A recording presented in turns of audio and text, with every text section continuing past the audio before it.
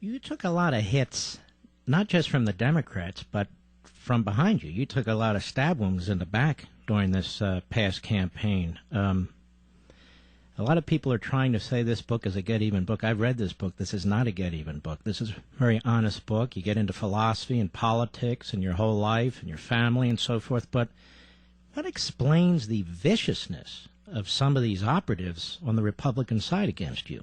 I do believe that it is a business for some, and I believe that there's not as much a commitment to the agenda, to the mission, to the principles and values of candidacy, but it's a business. And when you see some potential failure of that business, you start packing your parachute. You want to protect yourself because it's your reputation. I think that's what happened to some in the campaign. But there was only a few in the campaign. 99% of the whole campaign was absolutely amazing and inspiring and good for America, I believe.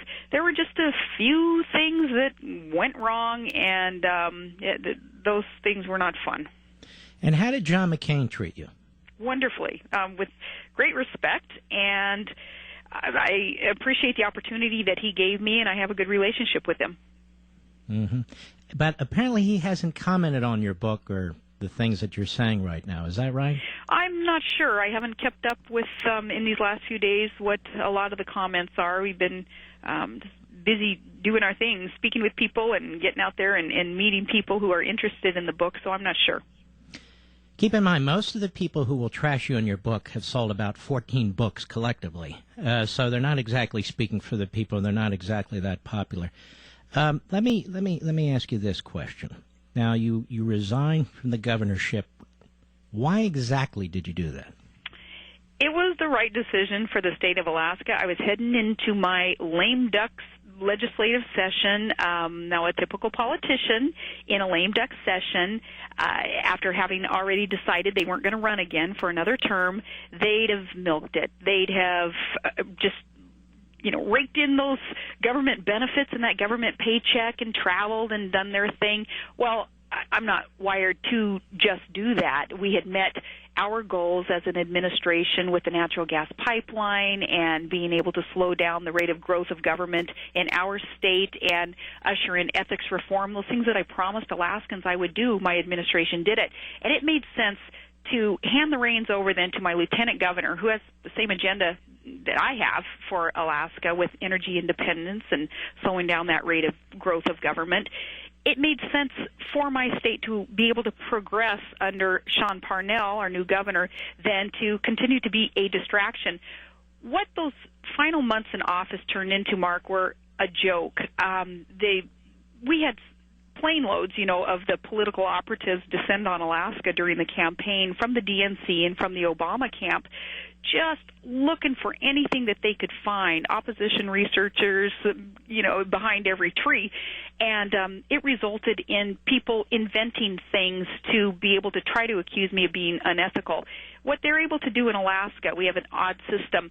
You can file a frivolous ethics charge, and many were filed against me, and I won all of them, but it doesn't cost the person who's filing anything. They can just make something up. In fact, they did make a lot of things up. One was filed by a fake British soap opera character, as a matter of fact, and I had to pay a lawyer to defend me against this fake one. Anyway, our system up there is that doesn't cost the adversaries anything, but it costs the governor personally, out of her own pocket, to defend. So it was over $500,000 in legal fees that I was accumulating to defend against frivolous lawsuits that were getting thrown out one by one, but I still had to pay for this. That didn't make any sense. We were upside down, Todd and I were, financially.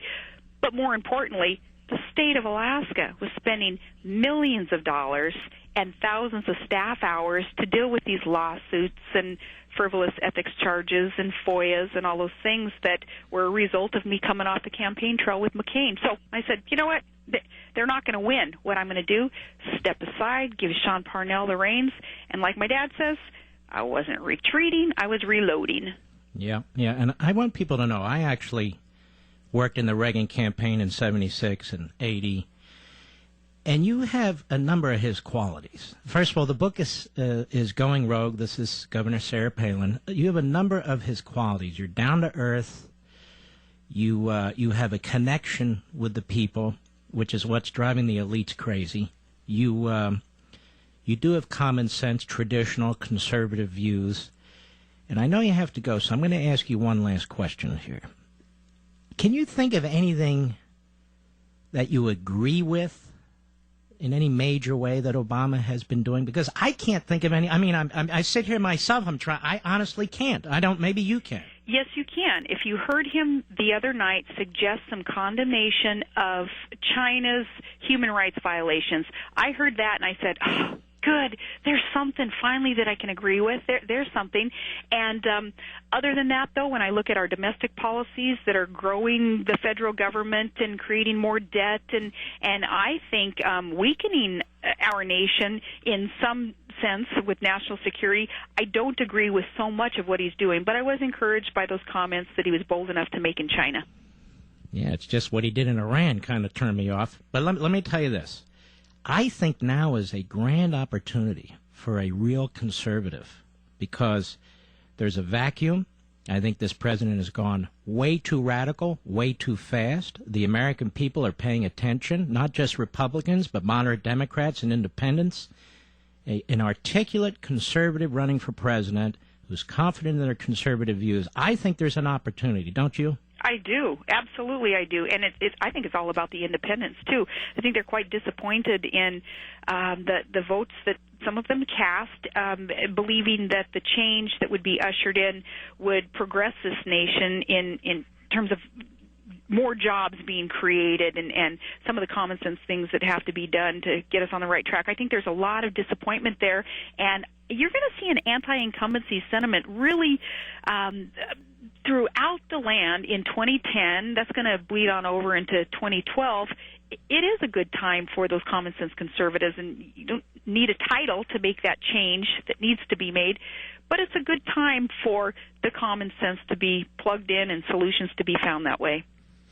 Well, it's a pleasure to talk to you. I'm thrilled you came on, and I wish you all the best of luck with this wonderful book. I wish your family all the best, and keep safe, okay? Thank you so much, Mark. Keep up the good work. All right. God bless. Okay, you too. Thanks.